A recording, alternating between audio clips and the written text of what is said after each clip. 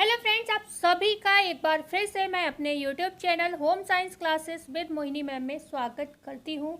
Super 50 की हमारी series चल रही है और अभी इस सीरीज़ जो है शाम को आपको मिला करेगी। देखो, टाइम का जो इशू हो रहा था वो मुझे सबसे बेस्ट लगा कि क्योंकि लगातार क्लास देने से बेहतर है कि सुबह 9 बजे या 8 बजे आपकी करंट की क्लास हो जाती है। ठीक है, करंट या जो भी जीएस वगैरह हम पढ़ेंगे। एंड आपके ये क्लास में क्यों ना 5 बजे कर दूँ शाम को। ठीक है, तो 5 बजे है ना, सही रहेगा या 3 बजे? ठीक है, ये कन्फ्यूज़न है तो ये मैं अपने, या तो आप लोग कमेंट करिए या फिर मैं जैसा भी सोचूँ कि या तो 5 बजे की क्लास आपको मिलेगी या 3 बजे। इन दोनों में से मुझे अभी जो समझ में आएगा मैं इसको क्लास को आपको दे दूँगी। ठीक है, तो इन्हीं दो समय मुझे ज़्यादा बेस्ट लग रहे हैं। तो ये 2 समय मैंने निर्धारित किए होम साइंस के। किसी वजह से जैसे दोपहर में मैं क्लास नहीं दे पाई तो आपको 5 बजे मिलेगी, नहीं तो आपको 3 बजे मिल जाएगी। ठीक है, तो यहाँ पर मिलेगी ज़रूर। तो सुपर 50 की सीरीज़ चल रही है क्योंकि पेपर अभी दिख नहीं रहा है तो पढ़ाई कम लोग कर रहे हैं, तो इसलिए बेहतर है कि क्यों ना छोटी छोटी सीरीज़ या क्वेश्चन के माध्यम से ही थोड़ा थोड़ा रिवीजन होता चले, जिससे हम लोग पेपर तक कतई डमी ना हो जाए, है ना। तो सभी लोग चैनल को एक बार शेयर ज़रूर कर दीजिए, प्लीज़ प्लीज़ प्लीज़ शेयर कर दीजिए लोगों को, अपने जानने वालों को, होम साइंस वालों को, एंड जो भी एलटी ग्रेड की तैयारी कर रहे हैं उन लोगों को भी। ठीक है, तो उसके बाद हम स्टार्ट करते हैं। एंड आप भी नए हो तो सब्सक्राइब लाइक जरूर करिएगा। तो क्वेश्चन 1 क्या है? निम्नलिखित एक आवश्यक एमिनो अम्ल नहीं है। ए है लाइसिन नहीं है, मिथ्योनिन नहीं है, एलानिन नहीं है, या फिर फिनाइल एलानिन नहीं है। ठीक है, सबसे पहले तो आपको आवश्यक और अनावश्यक एमिनो अम्ल का अंतर पता होना चाहिए।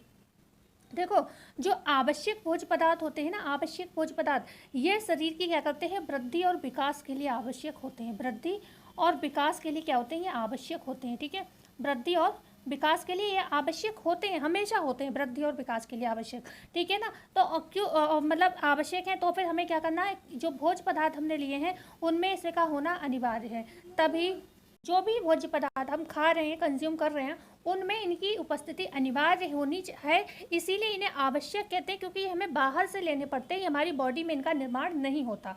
जो अनावश्यक भोज्य पदार्थ होते हैं इनका निर्माण हमारी बॉडी क्या करती है, स्वयं कर लेती है, इसीलिए अनावश्यक है, मतलब बाहर से नहीं लेने हैं, ये अपने आप ही अंदर निर्माण होता है। ठीक है ना, इनकी उपस्थिति जो है भोज्य पदार्थों में होना अनिवार्य नहीं है। ठीक है ना, और ये काम कब करते हैं, जब विकास की क्रिया क्षतिग्रस्त, जो हमारे अंदर जो डेवलपमेंट होता है उसमें कोई कमी होती है, वो क्षतिग्रस्त होती है, टूट फूट होती है, उस समय ये मरम्मत करते हैं। ठीक है ना, उस समय ऊतकों की ये मरम्मत का कार्य करते हैं। जब हमारे शरीर में क्रिया के दौरान, किसी भी बीमारी के दौरान जब टूट फूट होती है, तब ये हमारे शरीर में काम करते हैं। ठीक है ना, तो सबसे पहले आपको ये पता होना चाहिए। अगर हम बात करें आवश्यक एमिनो अम्ल होते कौन से हैं, तो आप उंगलियों पर इनको याद कर लो, तो क्या क्या होता है। आप अगर हम बात करें, ल्यूसिन होता है, लाइसिन होता है, ट्रिप्टोफेन होता है, वैलिन होता है, methionine, arginine, threonine, phenyl alanine. ठीक है, इस तरीके से ये आपके टोटल 10 हैं। एक आध रह गया हो जल्दबाजी में तो मैं बता नहीं सकती। ठीक है, बकाया इनको याद कर लीजिए। अगर आपने याद कर लिया तो आप समझ सकते हो। यहाँ पर जो आपका राइट आंसर होने वाला है ए बी सी ऑप्शन है। ठीक है, एलानिन। ठीक है, एलानिन आपका यहाँ पर जो है राइट आंसर हो जाएगा। एलानिन हो, सिस्टीन हो, ग्लूटामिक एसिड हो, ठीक है ना, सेरीन हो, ग्लाइसिन हो, टायरोसिन, एस्पराजिन, प्रोलिन, ग्लूटामिन, ये सभी आपके क्या हैं, आपके अनावश्यक एमिनो एसिड के अंतर्गत आते हैं। ठीक है ना, और जो प्रोटीन जो होते हैं ना, किसकी गुण पर निर्भर करते हैं, तो एमिनो अम्ल की गुणों पर निर्भर करते हैं। ये आपको यहाँ पर ध्यान रखना होगा। अच्छा, जीवनोपयोगी, ठीक है, जीवनोपयोगी अम्ल किसको कहते हैं, तो जीवन उपयोगी अम्ल जो होते हैं, जो ये आपके जो भी आपके आवश्यक और अनावश्यक अमीनो एसिड है ना, उसमें ट्रिप्टोफेन को कहते हैं, जिसके द्वारा क्या होता है, जिसके द्वारा विटामिन B3 का निर्माण होता है। ठीक है, ट्रिप्टोफेन को कहते हैं। ठीक है ना, ओके, ट्रिप्टोफेन को कहते हैं क्या, जीवन उपयोगी एमिनो अम्ल की संज्ञा दी गई है, किसे, ट्रिप्टोफेन को दी गई है। ठीक है ना, आगे बढ़ते हैं। क्वेश्चन है यहाँ पर आपका 2, एथेरोस्क्लेरोसिस के खतरे को कम करने के लिए LDL और HDL की निम्नलिखित मात्रा होनी चाहिए। ए ऑप्शन है LDL 200 mg% से कम और HDL 40 mg% से कम, या फिर बी ऑप्शन है LDL 240 mg% से कम, या फिर LDL 50 mg% से कम, या सी ऑप्शन है LDL 200 mg% से कम, या फिर HDL 40 mg% से कम, या फिर डी ऑप्शन है आपका LDL 240 मिलीग्राम परसेंट से कम, या फिर HDL 40 मिलीग्राम परसेंट से कम। यहाँ पर डी ऑप्शन एक बार और देख लीजिए, हाँ 40 ही यहाँ पर जो है आपका जो है दिया हुआ है, ठीक है ना। तो कहाँ अंतर क्या है, ज़्यादातर कम और ज़्यादा का अंतर है, ये देखना है कि LDL कितना चाहिए और आपका जो है LDL कितना चाहिए और HDL कितना चाहिए। तो यहाँ पर जो होगा आपका सी ऑप्शन सही होगा। LDL जो होता है, ठीक है ना, LDL जो होता है 200 mg से मिलीग्राम से कम और HDL 40 मिलीग्राम परसेंट से कम होना चाहिए। मतलब HDL जो हाई डेंसिटी लिपोप्रोटीन होता है, जिसको हम गुड कोलेस्ट्रॉल के नाम से जानते हैं, ये तो 40 mg तक होता है हमारी बॉडी में, और जो आपका LDL है लो डेंसिटी लिपोप्रोटीन, ये 200 mg तक परसेंट में ये होता है बॉडी में, ठीक है ना। इसको हम मतलब बैड कोलेस्ट्रॉल के नाम से जो है जानते हैं, किसको, LDL को। और जो VLDL होता है उसको हम वेरी लो डेंसिटी प्रोटीन के नाम से जानते हैं, और बहुत ही बुरा कोलेस्ट्रॉल की संख्या उसको दी जाती है, ठीक है ना।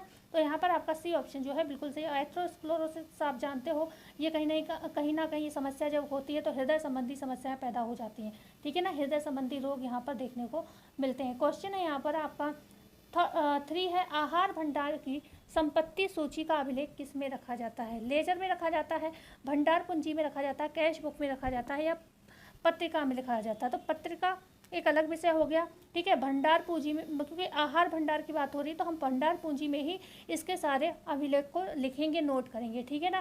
कैश बुक में हम कैश का लेन देन लिखते हैं। आगे बात करते हैं, क्वेश्चन नंबर है यहाँ पर 4, एक गर्भवती माता के लिए कितने लौह की आवश्यकता होती है। 30 mg, 40 mg, 32 मिलीग्राम, या फिर 36 मिलीग्राम। तो यहाँ पर जो आपका राइट आंसर होगा, एक गर्भवती माता के लिए कितने लौह लवण की आवश्यकता होगी, तो 40 मिलीग्राम जो है यहाँ पर बी ऑप्शन आपका बिल्कुल सही हो जाएगा, ठीक है। आगे हम बात करते हैं, क्वेश्चन है यहाँ पर 5, मानव शरीर में वसा की सुपाच्यता के लिए उत्तरदायी एंजाइम इनमें से कौन सा है। लाइपेज है, रेनिन है, अमाइलेज है, प्रोटीएज है, ठीक है। तो प्रोटीएज तो नहीं है, आप जानते हो, ठीक है ना। यहाँ पर लाइपेज जो है आपका मतलब किसकी वसा की सुपाच्यता की बात हो रही है, तो रेनिन जो है दूध को दही में कन्वर्ट करता है, बच्चों में दूध का पाचन, दूध को दही में कन्वर्ट करता है, ठीक है। बच्चों में दूध का पाचन करता है, ओके, बच्चों में पाचन करता है दूध का, और आमाशय में इसकी उपस्थिति होती है, ठीक है। आमाशय में ये पाया जाता है, बच्चों में ही निकलता है, उसके बाद ये नहीं निकलता है। एमाइलेज आप जानते हो कार्बोहाइड्रेट के पाचन के लिए अनिवार्य होता है। मुंह से लेकर आप जानते हो फिर हाथ में जाकर कार्बोहाइड्रेट का पाचन होता है। कार्बोहाइड्रेट का पाचन आमाशय में नहीं होता, ठीक है। तो यहाँ पर आपका आंसर होगा ए ऑप्शन, ठीक है। ए ऑप्शन जो है आपका सही होगा। बात आती है प्रोटीएज क्या है, तो प्रोटीओज का मतलब होता है, प्रोटीएज का मतलब होता है प्रथम स्थान रखने वाला, प्रथम स्थान रखने वाला, ठीक है। आप लोगों का कमेंट आया था एक कि टॉपिक वाइज प्रैक्टिस की, तो हम कोशिश कर रहे हैं, ठीक है, टॉपिक वाइज प्रैक्टिस की। अभी आपको कल से या परसों से क्लास मिलने लगेगी, ठीक है। तो प्रोटीन को कहते हैं बेसिकली, जो प्रोटीन है ये ग्रीक भाषा का शब्द है, प्रोटीन जो है, ठीक है। प्रोटीन क्या है, ग्रीक भाषा का शब्द है ना, ग्रीक भाषा का। तो ग्रीक भाषा का जो शब्द है प्रोटियोस, ठीक है, प्रोटीन ग्रीक भाषा के प्रोटियोस से बना है ना, प्रोटियोस, ठीक है, प्रोटियोस। तो इसी प्रोटियोस को कहीं कहीं प्रोटियोज भी लिखा हुआ मिल जाता है, इसी का मतलब होता है प्रथम स्थान रखने वाला। प्रोटियोस या प्रोटीएज जो भी मिले सही है, ठीक है ना। अच्छा, अब बात आई है प्रोटीन की, तो थोड़ी सी चर्चा के प्रोटीन की और कर लें। प्रोटीन में कार्बन और हाइड्रोजन का प्रतिशत कितना होता है, अगर आपसे पूछा जाए। कार्बन का प्रतिशत पहले बताती हूँ कितना होता है, तो 50% से लेकर, ठीक है, 50% तक। पहली बात तो 50% या फिर 50 से 54-55% माना जाता है एवरेज में। हाइड्रोजन जो होता है ये 7% होता है, 7% होता है। नाइट्रोजन जो होता है इसमें 12 से 16%, या फिर डायरेक्ट पूछा जाए तो 16% आंसर आप लगा सकते हैं। डायरेक्ट 16% होता है, या फिर 12 से 16%, ठीक है।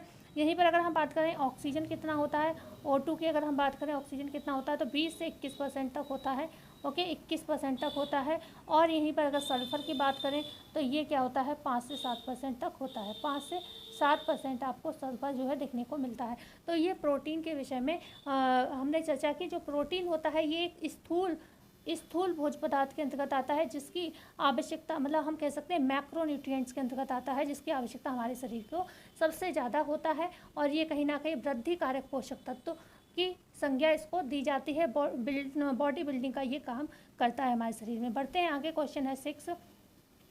पॉलिएस्टर के लिए पॉलीमराइजेशन कहाँ से कहाँ तक होता है? पॉलिएस्टर के लिए जो बात करते हैं, पॉलीमराइजेशन कहाँ से कहाँ तक होता है? 50 से 70 ए ऑप्शन है, बी ऑप्शन है 115 से 140, सी ऑप्शन है 90 से 115 और डी ऑप्शन है 140 से 165। पॉलिएस्टर जो है एक कृत्रिम तंतु है, कृत्रिम है, या फिर हम कह सकते हैं मानव निर्मित तंतु है, ठीक है, मानव निर्मित है, या हम कह सकते हैं रासायनिक तंतु है, ठीक है, रासायनिक तंतु है, या फिर सिंथेटिक फाइबर भी हम कह सकते हैं। तो ये बहुत सारे नाम से हम इसको जान सकते हैं, ठीक है ना।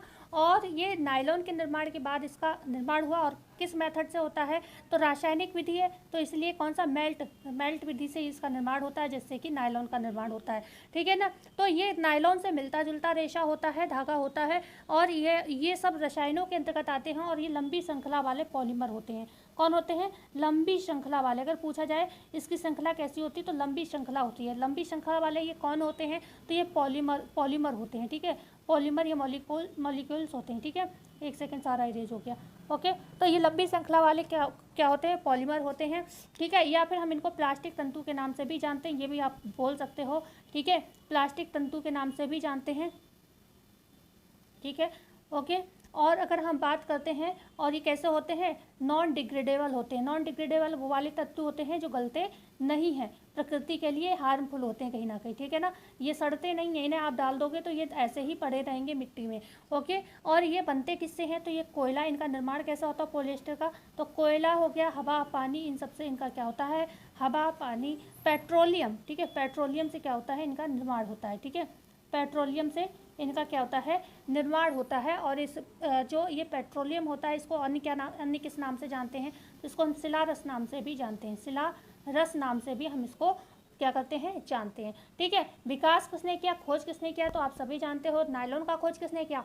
उन्हीं ने किया है, नाम आपको कमेंट में करना होगा इसको, ठीक है। और इसको ब्रिटेन में एक प्रश्न पूछा गया था कि ब्रिटेन में ट्रेरिलिन, कुछ इस तरीके से था शायद, है ना, ट्रेरिलिन या फिर पॉलिएस्टर को ब्रिटेन में क्या कहा जाता है, इस तरीके से प्रश्न था, पूछा गया था किसी एग्जाम में। तो ब्रिटेन में इसी पॉलिएस्टर को ट्रेरिलिन के नाम से भी जो है जाना जाता है, ठीक है ना।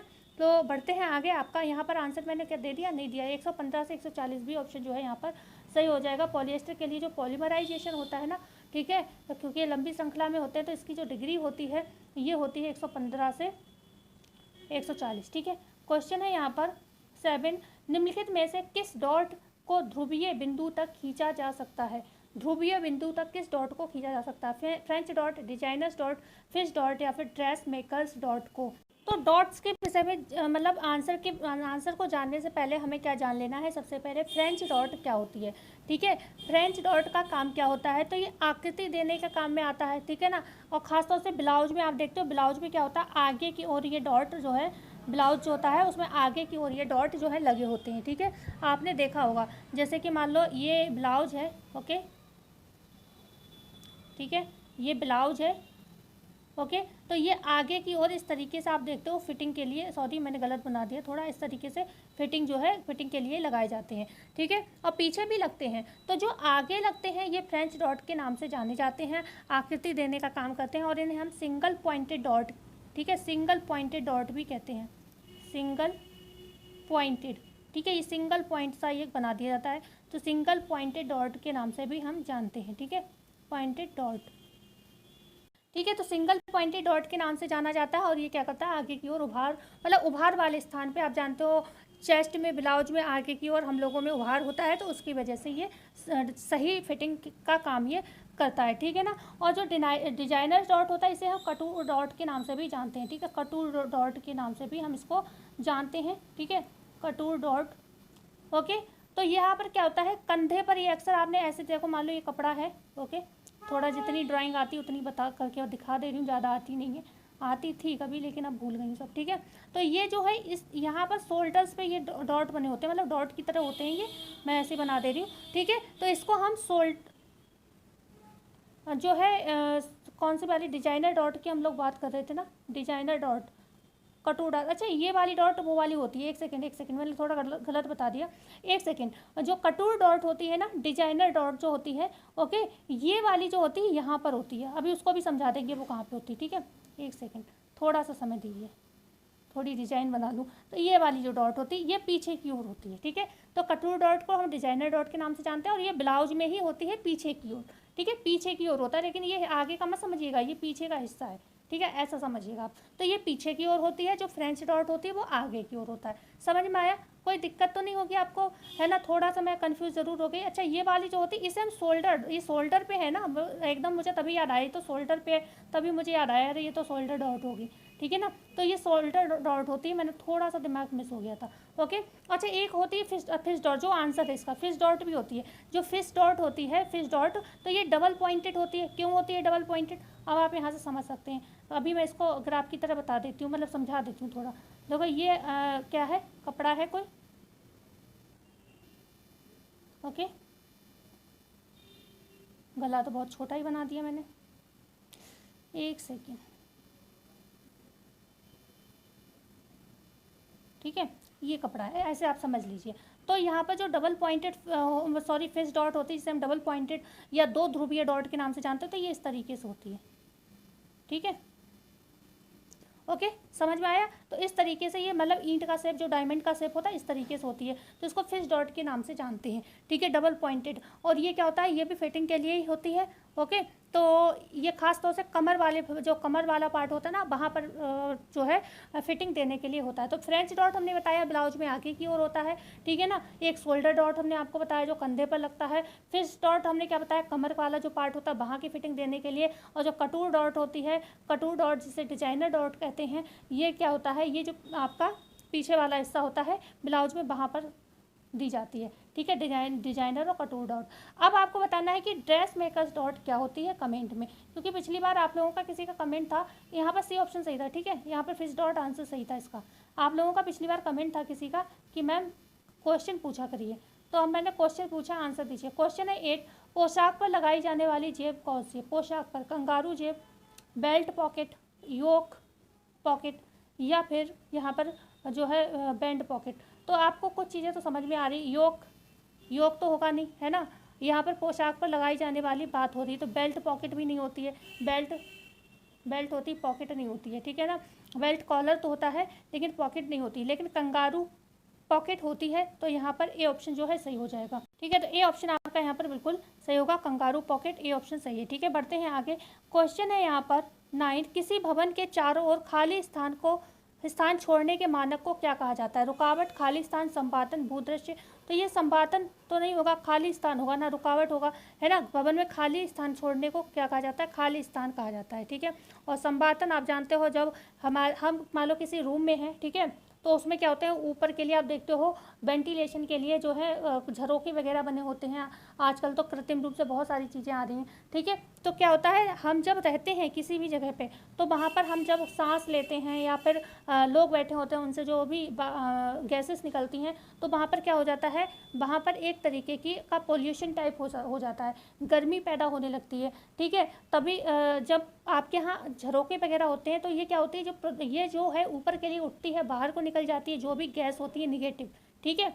और बाहर की ठंडी हवा, जो कि हमने दरवाजे वगैरह लगा रखे होते हैं, खिड़कियाँ लगा रखी होती हैं, वो क्या होती है, उसके माध्यम से अंदर आ जाती है। क्योंकि जो हमारे मुंह द्वारा छोड़ी हुई चाहे कार्बन डाइऑक्साइड है, कुछ भी है, ये कैसी होती है, हल्की होती है, ठीक है। तो ये उठ के ऊपर चली जाती है, और जो आप बाहर से आती है वो क्या है, अंदर को ठंडी हवा आती है, जिससे हमारा वातावरण ऑक्सीजन सहित शुद्ध हो जाता है, ठीक है। तो यहाँ पर आपका बी ऑप्शन जो है सही था।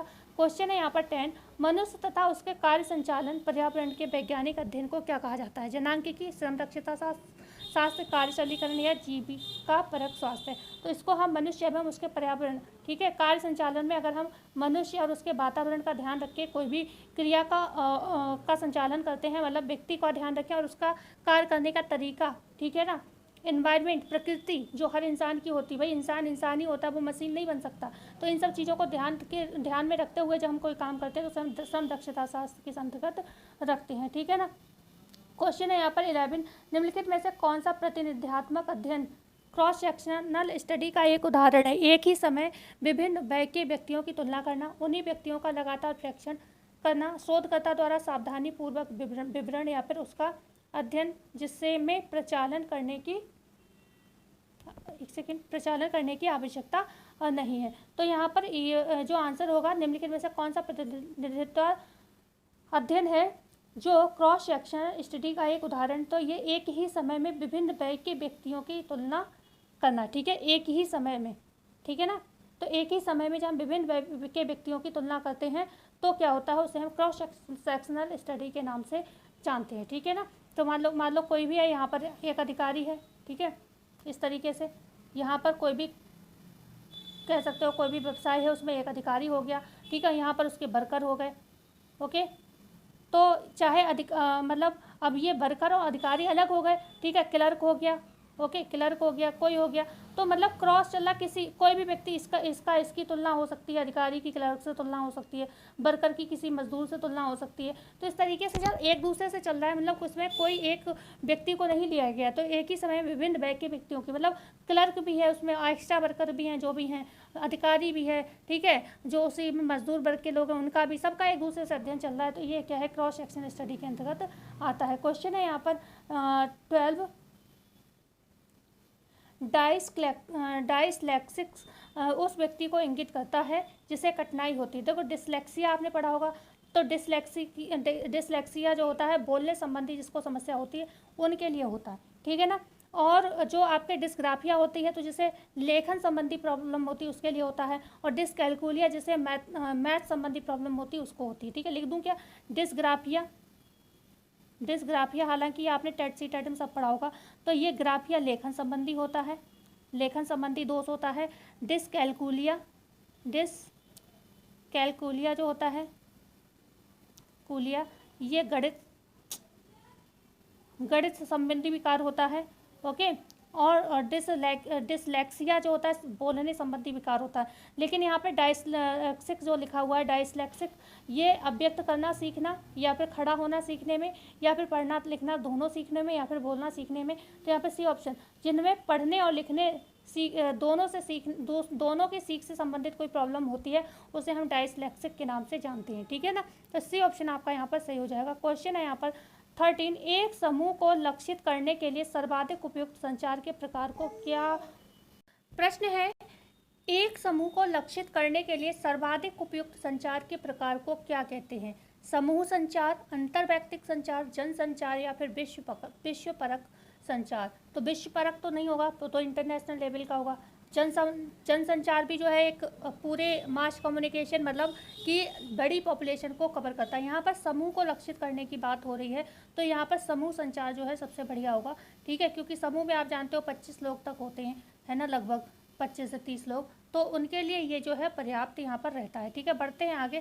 क्वेश्चन है यहाँ पर 14, यहाँ पर सी ऑप्शन दिया जरूर है, लेकिन वो जनसंचार ज़्यादा लोगों को कवर करता है, ए ऑप्शन से होगा। क्वेश्चन है 14, IEC, ठीक है, IEC का पूरा नाम क्या है। Information electronics and communication, international export council, information education and communication, या फिर इंडियन इकोनॉमिक काउंसिल। तो यहाँ पर जो हमारे जो शिक्षा के अंतर्गत अगर बात करें तो information education and communication IEC का पूरा नाम या फिर फुल फॉर्म होगा। सी ऑप्शन सही होगा। क्वेश्चन है यहाँ पर 15, डेमोन्स्ट्रेशन के उद्देश्य से निम्नलिखित में से किसका उपयोग किया जा सकता है। फ्लैट पिक्चर्स का, फलालीन बोर्ड का, एग्जिबिट का, या फिर डिस्प्लेस का। तो डेमोन्स्ट्रेशन, किसी चीज़ का डेमोन्स्ट्रेशन आपको देना है तो आप उसको डिस्प्ले के माध्यम से मतलब दिखा सकते हो, तो यहाँ पर डिस्प्ले कर सकते हैं हम उस चीज़, मतलब इन सब में ये बेस्ट ऑप्शन है, ठीक है ना, इन सब में ये बेस्ट ऑप्शन है, ठीक है, डी ऑप्शन सही होगा। क्वेश्चन है यहाँ पर 16, मात्रात्मक आंकड़ों के विश्लेषण के लिए सर्वाधिक उपयुक्त सांख्यिकी जांच इनमें से कौन सी है। मात्रात्मक आंकड़ों के विश्लेषण के लिए chi square test, T test, sign test, या फिर आपका होगा यहाँ पर डी ऑप्शन है मीडियन टेस्ट। तो यहाँ पर ए ऑप्शन जो है बिल्कुल सही हो जाएगा, काई स्क्वायर टेस्ट, ठीक है, A option chi square test. Question है यहाँ पर 17, दो चरों को धनात्मक रूप से सहसंबंधित माना जाता है जब एक चर में परिवर्तन दूसरे चर में तदनुरूप परिवर्तन लाता है, ठीक है। बी है चरों का परिवर्तन विपरीत दिशा में होता है।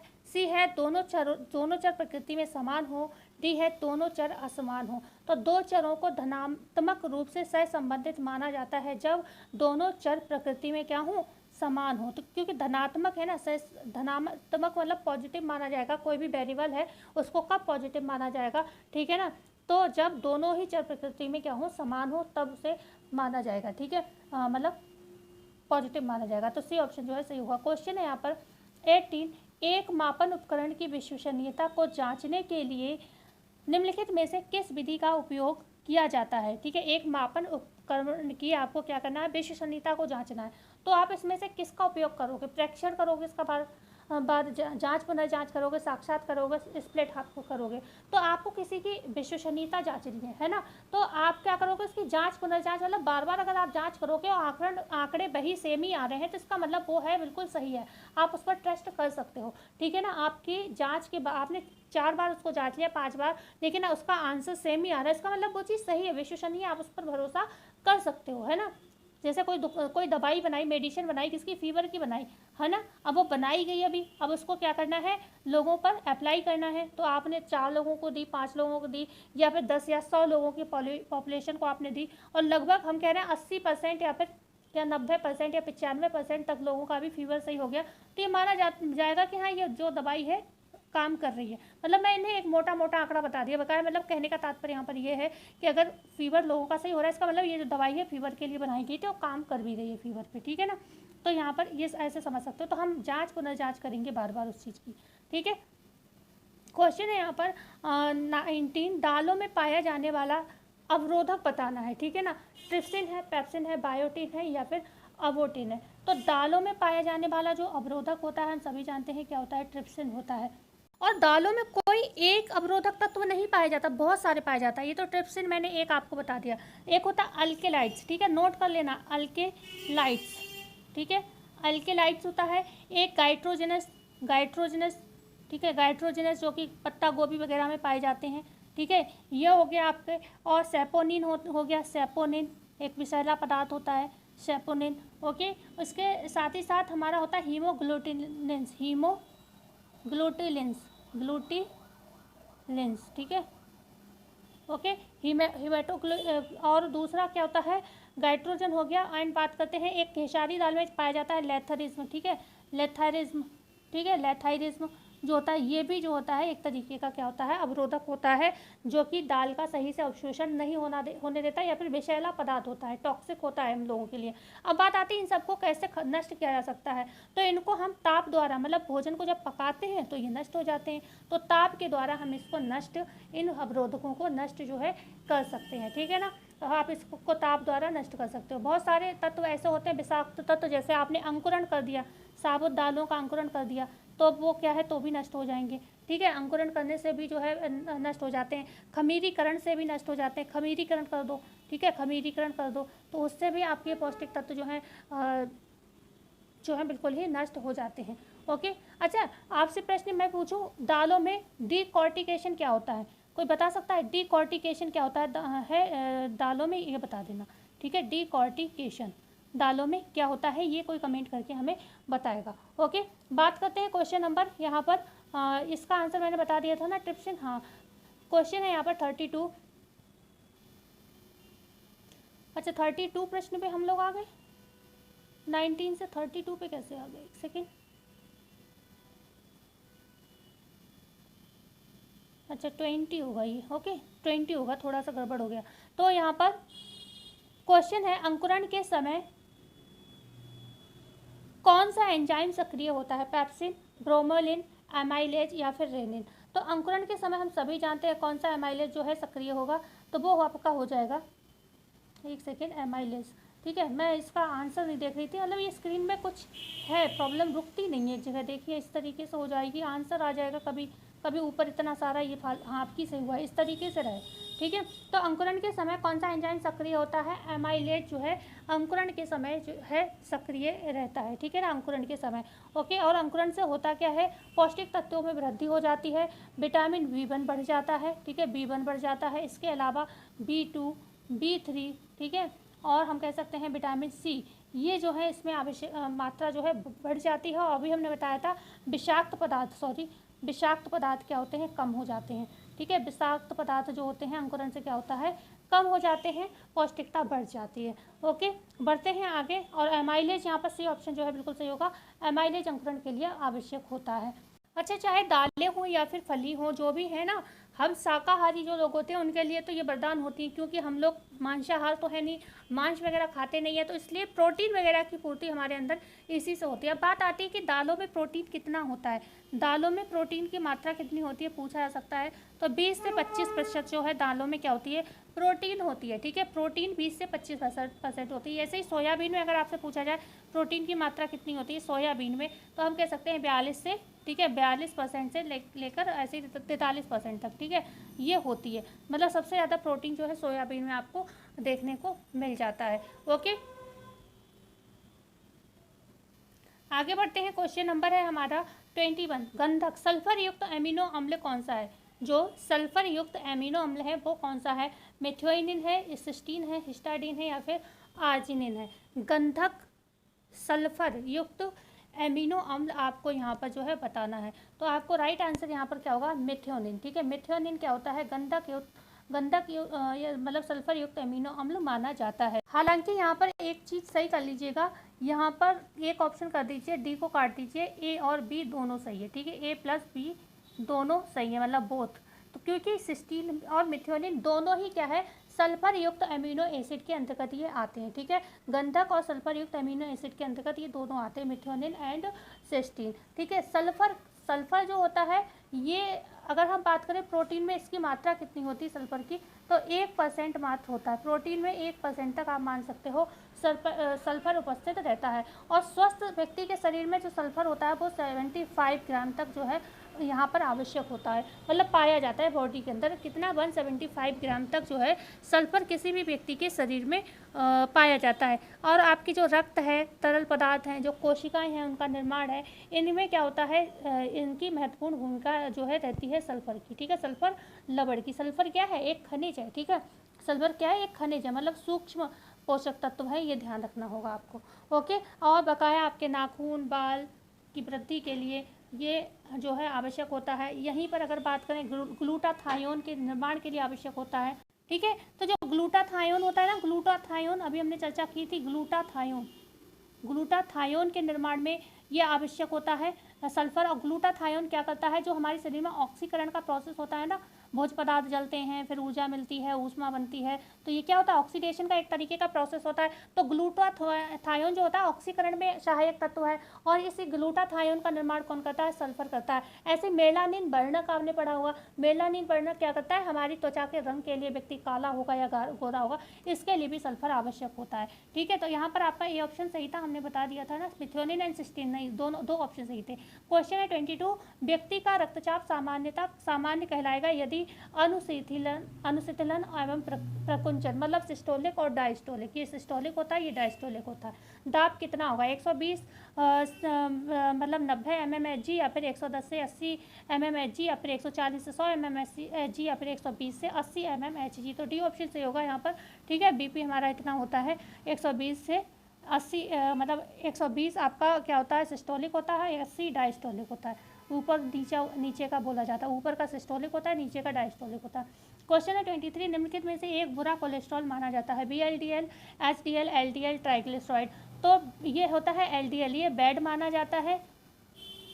ठीक है, ये बैड माना जाता है, और ये गुड माना जाता है, और ये कौन सा होता है, VLDL, वेरी बैड माना जाता है, वेरी बैड। ठीक है, बहुत ही गंदा माना जाता है। एंड यहीं पर ट्राइग्लिसराइड क्या है, ये वसा का रासायनिक नाम है। ठीक है, वसा का फैट का। तो यहाँ पर आपका सी ऑप्शन सही था। क्वेश्चन है यहाँ पर 24। एला कार्टे भोजन तालिका का अर्थ क्या है? छोरावर्तक भोजन, दोपहर का पैक भोजन, एकल भोजन, भोजन तालिका में से चुनाव। तो एला कार्टे भोजन जो होता है भोजन तालिका में से चुनाव, और इसका जो मतलब प्राइस होता है, हर भोज्य पदार्थ का अलग अलग लिखा होता है, मेन्यू कार्ड होता है। आप देखते हो होटल में जाते हो तो कोई भी चीज़ आप लो, नान का अलग होगा, पनीर का अलग होगा, कढ़ाई पनीर का अलग होगा, मंचूरियन मतलब कोई स्नैक लिया तो उसका अलग होगा। तो ये क्या होता है ये मतलब प्राइस इसमें जो होते हैं हर चीज़ के अलग होते हैं। ठीक है ना, मतलब अपने हिसाब से जो जो भोजन आप चुनोगे उसके पैसे देने आपको पड़ेंगे। तो भोजन तालिका में से चुनाव करना और उसके अलग अलग पैसे देना, ठीक है, एला कार्टे मेन्यू के अंतर्गत आता है। क्वेश्चन है यहाँ पर 25, सूती कपड़े को किस विधि द्वारा सिकुड़ने से बचाया जा सकता है? मर्सराइजेशन विधि द्वारा, सेंफोराइजिंग द्वारा, फेल्टिंग द्वारा या कैलेंडरिंग द्वारा? कैलेंडरिंग आप जानते हो व्यावसायिक प्रेस जो होती है उसको कहते हैं प्रेस। ओके, कपड़े को चिकना किया जाता है, चमक लाई जाती है। फेल्ट आप जानते हो जो खराब ऊन के रेशे होते हैं उससे बनाया जाता है, ताप और दाब के द्वारा नमी देकर, है ना, फेल्ट बनाया जाता है। यहाँ पर सेंफोराइजिंग ही एक ऐसा तत्व या फिर तथ्य है जिसको हम कह सकते हैं जो एक प्रमाण देता है कि यह वस्त्र सिकुड़ेगा नहीं। तो सूती कपड़े को किस विधि द्वारा सिकुड़ने से बचाया जा सकता है? सेंफोराइजिंग द्वारा, ठीक है। हालांकि मर्सराइजेशन भी कपास पर होता है, ठीक है ना, लेकिन सिकुड़ने का जो साइन है वो सेंफोराइजिंग देता है। हालांकि जो कास्टिक सोडे का प्रयोग किया जाता है कपड़े को तान कर, तो उस विधि में भी सूती कपड़ा जो है सिकुड़ता नहीं है, लेकिन यहाँ पर बी ऑप्शन मेरे हिसाब से जो है सही होगा, ठीक है ना। वैसे आप लोग इसको में कमेंट हमें कर सकते हैं, क्योंकि थोड़ा सा डाउट मुझे भी हो रहा है, क्योंकि मर्सराइजेशन विधि में भी कपड़े, सूती कपड़े, अगर असल में शब्द सब सूती दे दिया, इस वजह से थोड़ा मुझे डाउट हो रहा है, क्योंकि मर्सराइजेशन से विशेष तौर पर सूती कपड़े पर ही की जाती है, इसलिए मैं इसमें थोड़ा कन्फ्यूज़ हूँ। क्या आपकी जो प्रैक्टिस सेट में इसका क्या आंसर दिया गया है, ये आप लोग हमें कमेंट में जो है दे दीजिएगा, क्योंकि हमारी जो प्रैक्टिस सेट है ना इसमें सेंफोराइजिंग दिया है, ठीक है, बी ऑप्शन दिया हुआ है, इसलिए हम कंफ्यूज हो रहे हैं। बकाया सेंफोराइजिंग तो लगभग सभी वस्त्रों के लिए माना जाता है, वस्त्र सिकुड़ेगा नहीं, लेकिन यहाँ पर सूती शब्द दिया है, इसलिए मुझे ये लग रहा है इसका ए ऑप्शन होना चाहिए, ठीक है। तो यहाँ पर आपके ज़्यादा प्रैक्टिस सेट में जो आंसर दिया गया होगा वही आंसर जो है सही माना होगा, है ना, आयोग ने। तो मिलते हैं कल नई वीडियो में। आइए, सुपर 50 की सीरीज जरूर थी, लेकिन आज कुछ कारणों से हम इसको यहीं पर एंड कर रहे हैं, ठीक है। मिलते हैं कल नई वीडियो में नई जानकारी के साथ। जब तक के लिए वीडियो को लाइक शेयर एंड सब्सक्राइब जरूर करिएगा। धन्यवाद।